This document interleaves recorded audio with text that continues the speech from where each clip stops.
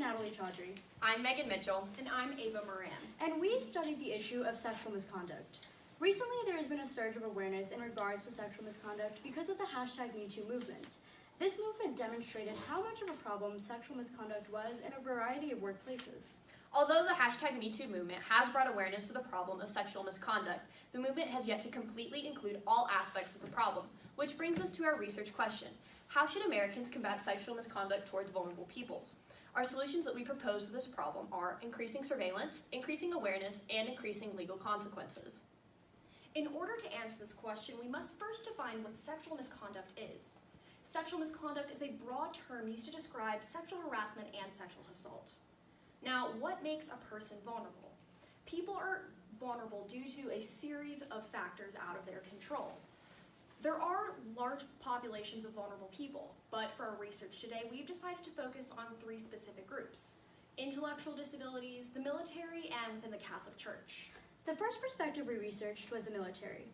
This is a vulnerable sector because it's often difficult for victims to achieve justice because the military court system is so vastly different from the regular court system. According to David Schluter, an Air Force lawyer, commanders serve as judges and have a monopoly of power, which is a problem because they often know both the accused and the accusers, which could lead to bias.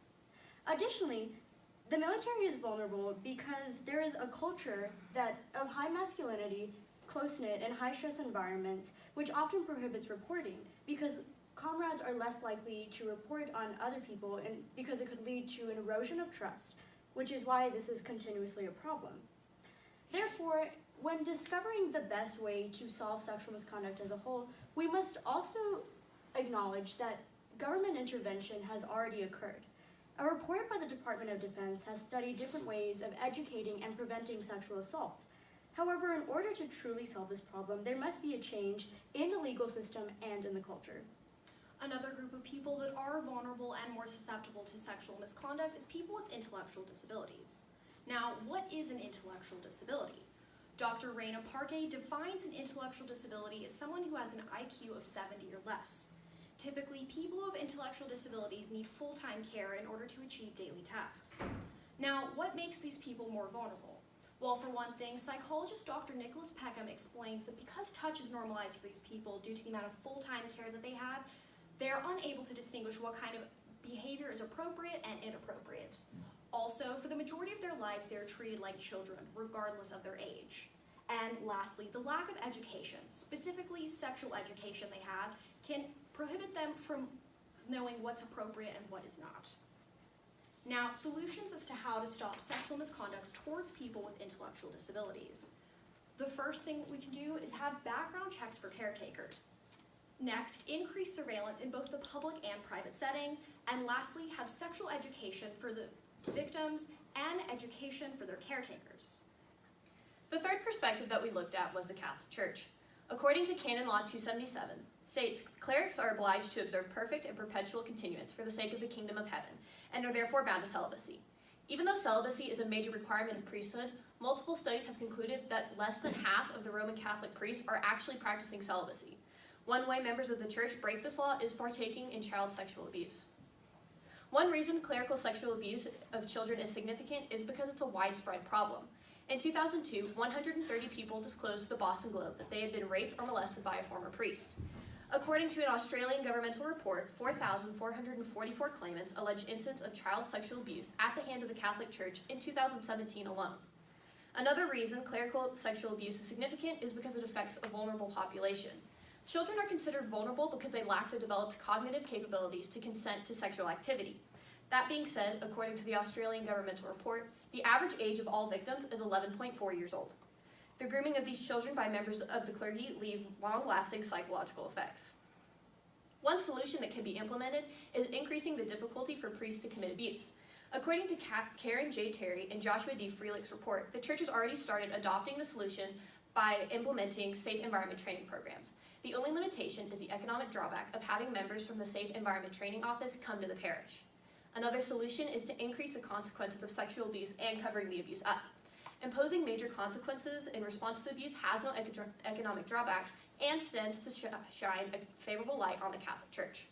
Now that we've examined sexual misconduct in specific sectors, we can examine solutions that would solve this problem in all of them.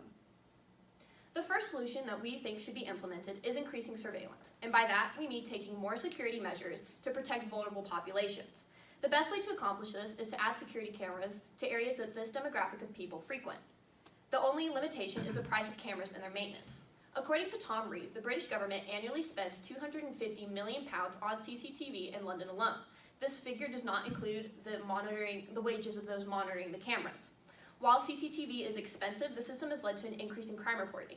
CCTV is also a reliable source of identification because its footage is not easily manipulated.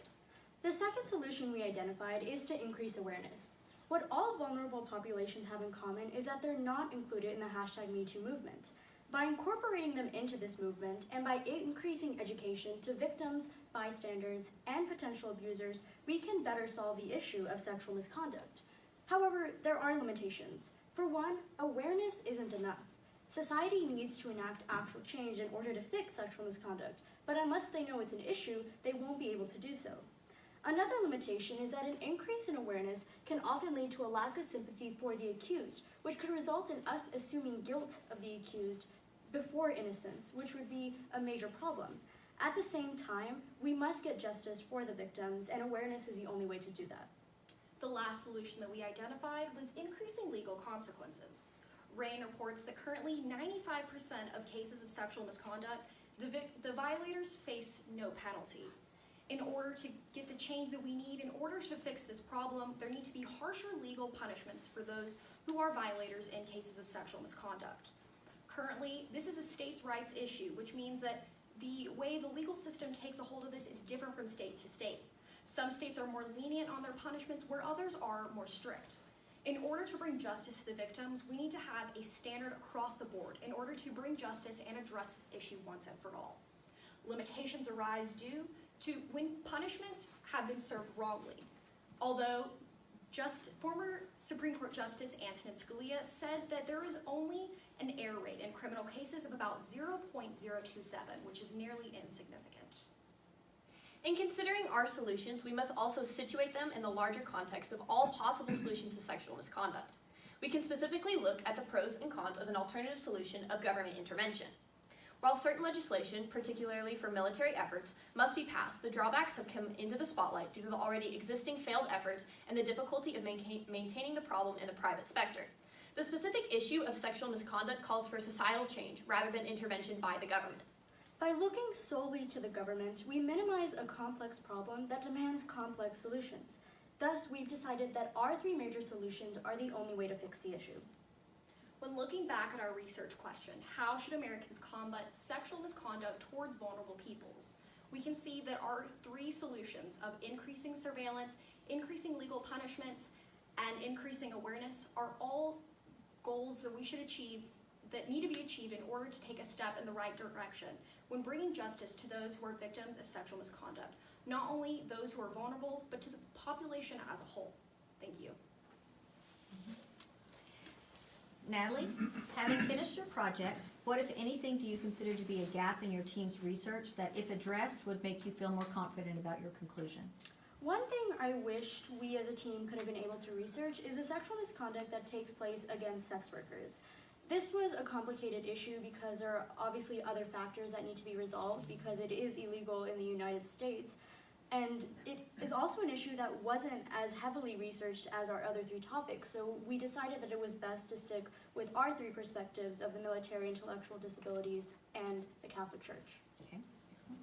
Okay, Ava, reflecting on your colleagues' work, which one had the greatest impact on your overall understanding of the problem your group identified? I would say Natalie's research had the largest impact on the way we analyze the solution as a whole, just because the way the military operates is so different than the way our justice system works. So changing the military justice system would take more effort than that of the one we proposed. And additionally, the way military culture operates, this is something Natalie touched more on in her personal research, in her research paper, but the military culture is very rigid, and there's a strict hierarchy that kind of prevents the justice being served. So I think the way that she incorporated her research really influenced the way we went through with our solution. Excellent. And Megan, describe how the content of the team presentation was changed as a result of your group discussions. So originally, when we had decided on the topic of sexual misconduct, we decided we were going to focus on the workplace, where Natalie was going to do in the entertainment sphere, Ava was going to do in politics, and I was going to do on college campuses. And then we went home for a weekend, and Ava read this article by Joseph Shapiro called "She Can't Tell Us What's Wrong," and it's on NPR. And it talks about the sexual misconduct that occurs in the sphere of those with intellectual disabilities. And we came back and we talked about how, since the Me Too movement is really gaining speed and had gained speed, that we felt that those sectors that we had originally talked about were very represented, and we wanted to do something that was underrepresented so we could give a voice to the people who didn't have one.